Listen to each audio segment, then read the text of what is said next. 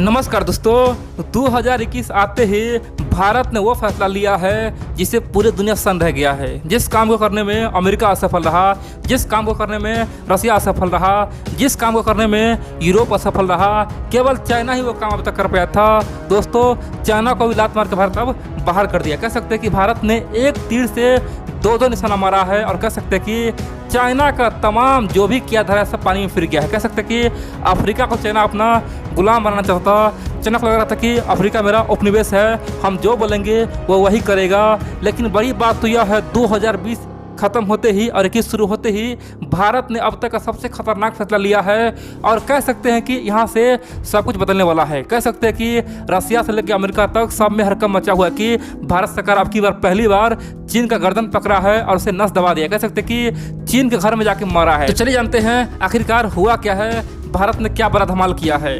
देखिए, आप जानते हैं 2015 से अफ्रीका में कई जगह बार बार विद्रोह उठ रहा है, चीन को सब घेर रहा है। बाइकआउट चाइना का नारा सब लगा रहा था और बोला था कि चीनी भगाओ देश बचाओ। दोस्तों, अफ्रीका का जो नौजवान है, अफ्रीका का जो यंग है, उनका कहना है कि चीन आखिरकार किस हैसियत से हमारे देश में हर मुद्दे पे दखल देता है, किस हैसियत से हर सरकारी काम में फंड करता है, हमें लोन देता है, उसका क्या मानसा है। आखिरकार चीन आज से नहीं 30 साल से ऐसा क्यों कर रहा है, क्या कारण है। चीन का कुछ न कुछ लोभ है। जिस प्रकार चीन खासतौर पे श्रीलंका को खासतौर पे अपने जाल में फंसा लिया, खासतौर पे मालदीव को फंसा लिया, जिस प्रकार चीन अफ्रीका में कई सारे देश को फंसा लिया है, उसी प्रकार हम लोग को भी फंसा लेगा। दोस्तों, अफ्रीका का ये बात नौजवान कह रहा है, उनका कहना है कि चीन को भगाओ देश बचाओ। दोस्तों, इस तरह का नारेबाजी चल रहा है। लेकिन बड़ी बात तो यह है कि अफ्रीका सरकार चीनी सरकार के दबाव में आके, शी जिनपिंग के दबाव में आके अपने जो नौजवान का विद्रोह कुचलता था और उसे मारता था, उसे बंद करता था, जेल में उसे रखता था, बोलता था कि चीन के खिलाफ मत बोलो,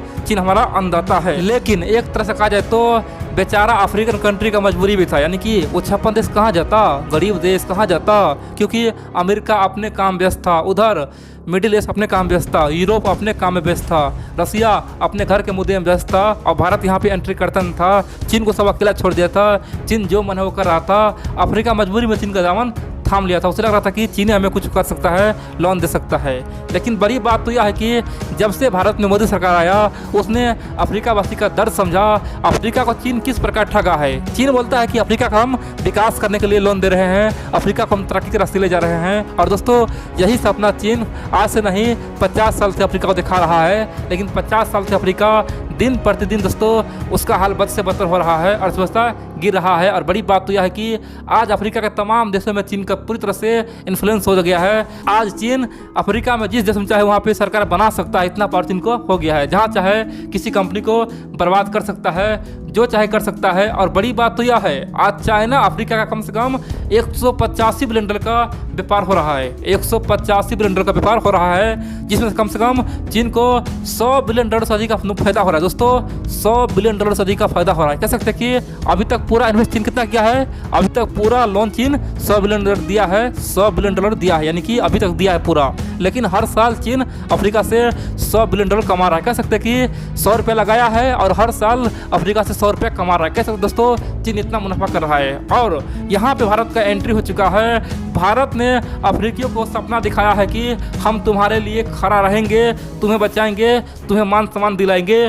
दोस्तों, अफ्रीका के तमाम जो नौजवान है ना, जो चीन के खिलाफ बोलता था, उसमें अब एक उम्मीद का किरण जगा है। तो चलिए जानते हैं आखिरकार हुआ क्या है। और आज अफ्रीका के तमाम टीवी से लेके तमाम बड़े बड़े प्लेस में, कह सकते हैं कि बड़े बड़े न्यूज रूम में, हर जगह दोस्तों एक ही चर्चा का मुद्दा है। आखिरकार भारत ने अपना चुप्पी तोड़ा है। आखिरकार हम लोग को बचाने के लिए भारत ने बड़ा फैसला लिया है, चीन का औकात दिखाया। दोस्तों, चले जानते हैं आखिरकार अफ्रीका का लोग ऐसा क्यों सोच रहा है।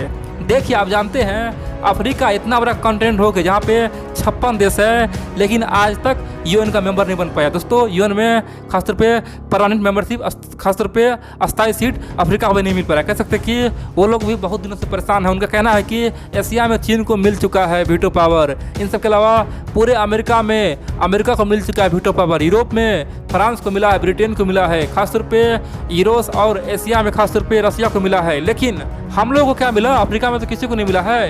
यानी कि 5 वीटो पावर मिला है, लेकिन अफ्रीका को आप क्यों भूल गए? अफ्रीका तो बहुत बड़ा कॉन्टिनेंट है, यहाँ पे कम से कम 1 अरब 21 करोड़ से अधिक का जनसंख्या है। हम लोग को आप कैसे भूल सकते हैं? दोस्तों, अफ्रीका पिछले कई सालों से यूएन में वीटो पावर लेने के लिए प्लान बना रहा है और यूएनएससी को हर बार घेरता है और ख़ासतौर पे परमानेंट मेंबरशिप के लिए हर बार दोस्तों मोर्चा खोलता है। और इसीलिए अफ्रीका का तमाम देश ने अफ्रीकन यूनियन बनाया है। अफ्रीकन यूनियन का काम यही है कि आज नहीं कल यूएनएससी में वीटो पावर लेना है। लेकिन बड़ी बात तो यह है कि जो चाइना दावा करता था कि हम अफ्रीका का विकास में साथ दे रहे हैं, उस चाइना ने कभी भी अफ्रीका का समर्थन नहीं किया और कभी भी अफ्रीका का मुद्दा नहीं उठाया, केवल मुंह देखता रहा। चीन को लग रहा था कि अगर अफ्रीकन यूनियन अगर यूएनएससी में आ जाएगा, यूएन में परमानेंट मेंबरशिप ले लेगा, तो हमारा वैल्यू खत्म हो जाएगा, फिर हम जो अफ्रीका को अपना गुलाम बनाया हुआ है वो प्रभाव खत्म हो जाएगा। और दोस्तों, कभी भी ना तो चाइना ना तो रसिया कोई भी अफ्रीका को मुद्दा नहीं उठाया। लेकिन अब भारत वो काम कर दिया। कह सकते हैं कि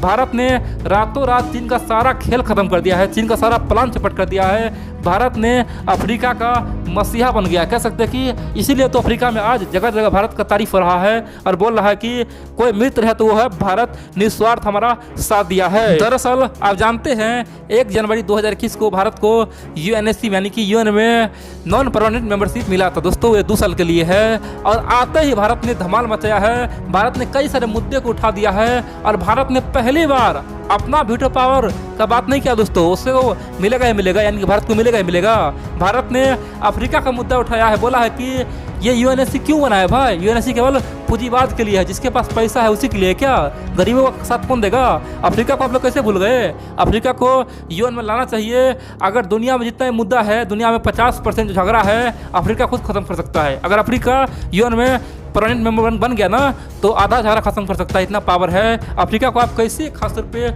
इग्नोर कर दिए? अभी भी टाइम है, उसे ले आइए, यूएन का मान सम्मान बचा लीजिए। दोस्तों, भारत ने ओपनली कहा कि अफ्रीका को यूएनएससी में लाना ही होगा। आप पूछेंगे तो क्या इसका मतलब भारत अपना खासतौर पे वीटो पावर का जो सपना था भूल गया? दोस्तों, ऐसा बिल्कुल नहीं है।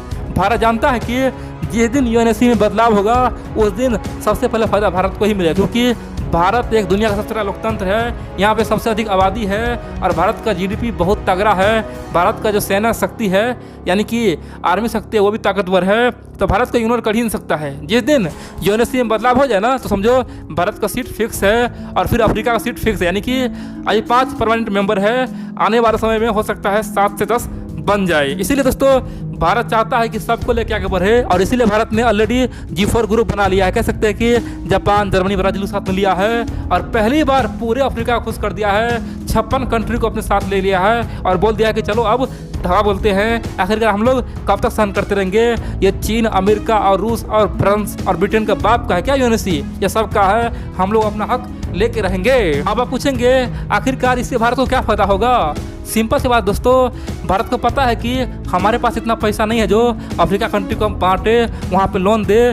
लेकिन एक चीज़ है, हम चाहे तो डिप्लोमेसी करके अफ्रीका को अपने अंदर ला सकते हैं और इसीलिए ये बहुत बड़ा गेम चला है और पूरे अफ्रीका में खासतौर पर आज भारत का तारीफ हो रहा है और चीन का प्रभाव घट रहा है। और सब दोस्तों चीन को घेर रहा है। बोला है कि चीन ने 50 साल से हमारे लिए कुछ नहीं बोला, चीन हमें मित्र बोलता था, लेकिन भारत तो कभी मित्र नहीं बोला, लेकिन हमारे लिए हक का आवाज़ उठाया है। भारत तो मेरा सच्चा मित्र है और दोस्तों भारत के लिए जगह जगह अफ्रीका में प्यार बढ़ रहा है। आप पूछेंगे क्या ये पहली बार ऐसा हुआ है? दोस्तों, इस सबसे पहले भी भारत सरकार ने अफ्रीका में बहुत सारे प्रोजेक्ट पर काम करना शुरू कर दिया। कह सकते हैं कि 43 देशों में, यानी कि अफ्रीका के 56 में से 43 देशों में कम से कम 183 यानी कि 183 परियोजना भारत सरकार कर रहा है, उसमें मदद कर रहा है, अफ्रीका का विकास में काम कर रहा है।